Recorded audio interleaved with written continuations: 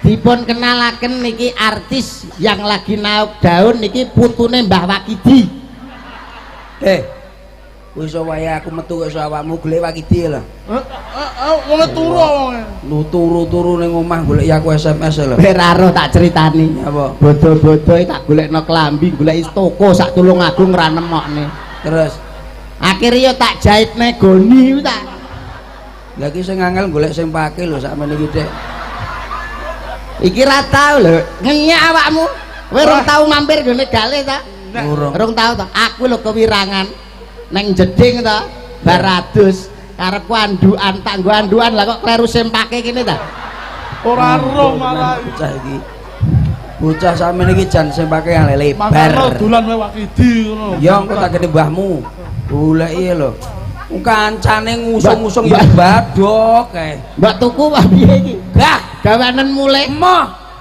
Aku jan wis aras-aras ngopeni iki aras-arasen aku. Emoh. Lah piye gerong minggu nguras WC lho. Mak rok terus bet. Aja anu Mas, sungkan jane aku. Sungkan apane? Aja salaman. Salaman. Tok bareng koyo rumangsa. Nikmu ki lho, sing tegas napa to? Tegas. Nang guri, Apa tangane iso guri. tegas? Lah salah. Lah wong iki mbok meneh ning wayangan ra usah nggo gamelan lho. Lah nyapa? Iki tok dicukup. Wes Mas balik aku. Ya wes. Dun. Wong njaluk saweran ama bengi oleh saweran kowe ra saiki ra oleh. Ora Coba ae panggunge ambruk engko. Awak dinggo mlaku umume lan kaya awak dhewe penak enteng lho. Lah aku nangger mlaku muni. Ngene piye? Perucuk. Nang wetenge luwe terus Ngaturke salam nang gone warga masyarakat dhisik. ora usah ndiknane wis ngono nyapa salam barang lho. Lho, nek jenenge wong ketemu karo wong iki ya salam didhisikne to kok iso. Apa-apa ki kudu nganggo salam. Pengen masak sedep nganggo salam. nganggo salam. Apa-apa nggih salam. Ae salam. Masak petang dina salam. Lho tegese salam godhong kuwi lho. Assalamualaikum. Sing apik nek salam warga kene iki warga hebat. Ya, Nek piantun gisik Pak Lurah ya rawuh, perangkat desa rawuh, Pak DPR rawuh. Anggota Ya. rawuh. Apa meneh Bapak Polsek mau ya wis siap mengkondisikan situasi dan kondisi di daerah sini. Pokoknya wis aman terkendali. Warga masyarakat gisik iki wis sadar hukum. Sadar hukum. Masyarakate religi ora kaya daerah liyane kisruh. Nek kene ya ayem tentrem, Mulya lan tinata. Apa neh panjenengane Pak Lurah Kicuk iki wonge hebat. Neng karo warga masyarakate blakter sak sok ora mikir apa wae kurange pira tak tambelane ora mikir ya apa maneh ngomong tak tapuk lambemu tenan lho kowe rumangsa kowe nek wong sedih kaya ngomong kancane lho kapan munine kowe randang ketake lho kowe terus ngene terus no kancane ra iso muni-muni ket mau salah tapuk perayaan tenan kowe malan. Assalamualaikum warahmatullahi wabarakatuh. Waalaikumsalam warahmatullahi wabarakatuh. Wis ngono tok ta karepmu? Lho, salam tok. Lah yo njaluk ngapura to wong iki wulan bodo kan wulan kanggo becik njaluk ngapura. Apa meneh jeneng awake dhewe sok nek panggung, sok ndakel, sok melawak mesti akeh klerune, akeh lupute, njaluk ngapura. Sepurane ya. Lho, mangkem ngono tok lho. Iya ta. Iki wong Jawa ora jane. Piye? Wong Jawa ora duwe tata krama. Ya Bapak Ibu sedaya ingkang pepareng rawuh sepinten to agenging ngono kae lho. Goblok ngono lho, gula aku sesuk tuwapuk engko. Bapak Ibu ingkang kula tapuk aduh kowe iki ora usah ngomong tapuk no kancane iki kandhut awakmu kok rumangsaku aku ora iso. Lho sing apik Bapak saha Ibu ingkang apa Dik rawuh sedaya saageng-agenge gadan kula. Luwih ageng gadan kepala desa. Aduh kok iso malah geden-gedenan iki lho. Kita ngono iki ta. sepinten agenging kaluputan kula sepinten agenge kaluputan kula muga lineber wonten ing dina riyaya punika muga linebur wonten dina riyaya punika bapak-bapak bapak-bapak ibu-ibu ibu-ibu adik-adik adik-adik mas-mas mas-mas paman-paman paman-paman bebek kok rumangsaku kok angel liram ngomong karo awakmu nyapa kabeh diceluki bapak ibu wis kabeh ya ben lengkap lho maksudku ora ngerti wong pikiran poso iku kudune kan ceria lho wajah kaya aku ceria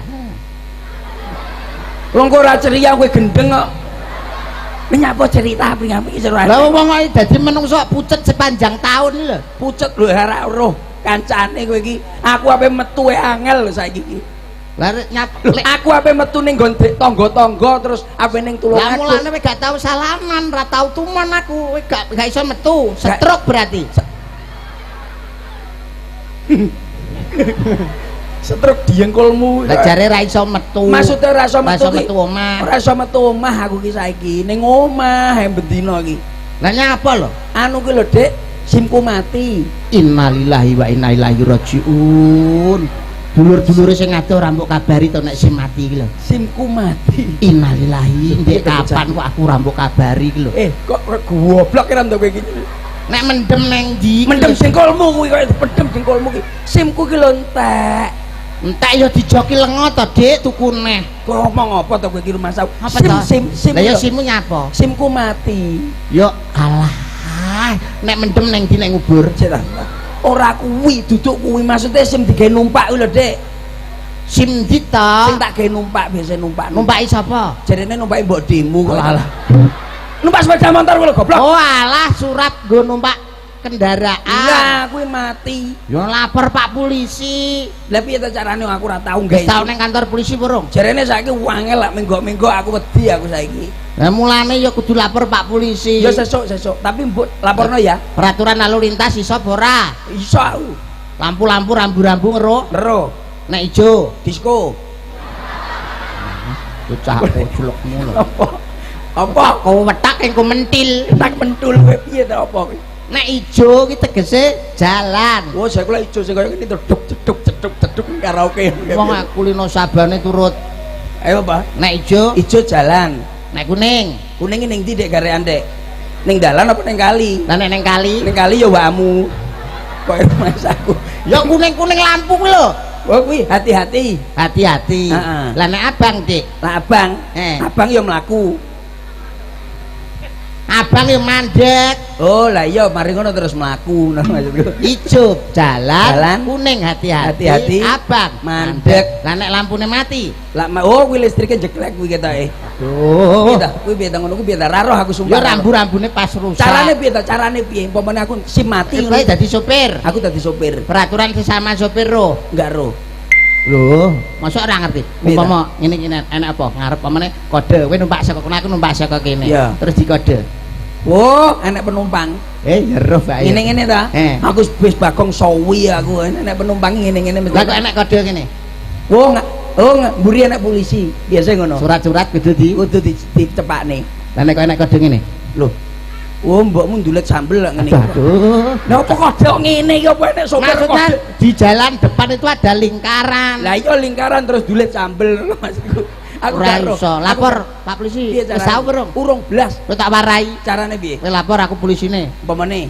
aku apane kowe sing lapor aku polisine goblokmu lho bocah dek aku ora iso lapor Pak so anu simku mati polisine mbok demo nu apa piye kok lapor Pak lha piye ta jenenge kantor iki lho ya didelok kok enek lawange enek pintune lho ora enek apa-apane kok ya lawang apa etoke iya ya ketok dulu tok teka kuwi otok-otok goblok iki tok iki bakal bakso tok ya ciu kok mbak tutup neh lho lah ya bukane kok penak masuk silakan masuk ya selamat siang Pak mau kemana Pak mau lapor di mana di Pak Polisi aduh Pak salah ini warung sate loh Ya. Ora mbok waca to, ora mbok waca to, dhuwure ora mbok waca to, warung sate iki lho. Oh iya sate kambung. Iya iya iya iya. Kambing, ora Jawa to, bocah kok Kok angel ora to golek polisi. Lah iki ditulis to kena tulisannya kantor polisi. polisi ya ya. Tok tok tok tok tok tok. Ya, siapa ya? Saya Pak Percil. Mau apa? Mau lapor Pak. Ini jam berapa? Jam berapa ini Pak ya? Jam 12. Oh, kantornya belum buka. Oh gitu Pak ya. Ya, Jam nanti berapa datang bukannya? tadi ya jam 12 start ya. Oh iya ya oke oke oke. Pak, Ya, ya, ya. jam 12 tet Pak sudah Pak. Ya, mau apa, Pak? Mau lapor Lapor masalah apa? masalah SIM. Oh, kantornya tutup, Pak. Ya. Anu Pak, mohon maaf iki polisi ndi Pak, mbok dibuang ae mari kantore bolak-balik. Oh ya, tutup, mau buka, lapor, tutup. mau cari SIM ya? Iya cari SIM. Oh, di bagian administrasi SIM, Pak. Silakan masuk. Oh iya siap-siap. Dimisir Pak ya. Ya, ya, ya. Oh iya. Pak, Loh, iya. Ada Ya. apa? Ada apa? mau lapor Pak. Ada masalah apa? Mau cari SIM. Oh, SIM. Iya. Terus silakan, silakan. Oke, Ya, oke, masuk, oke. silakan masuk. Masuk nih. Loh, Bapak. Ada apa? Cari SIM Pak. Cari SIM. Dicari SIM. Langsung ke sana itu ada SIM. Oh iya iya iya iya iya. Ki nyapet to ki?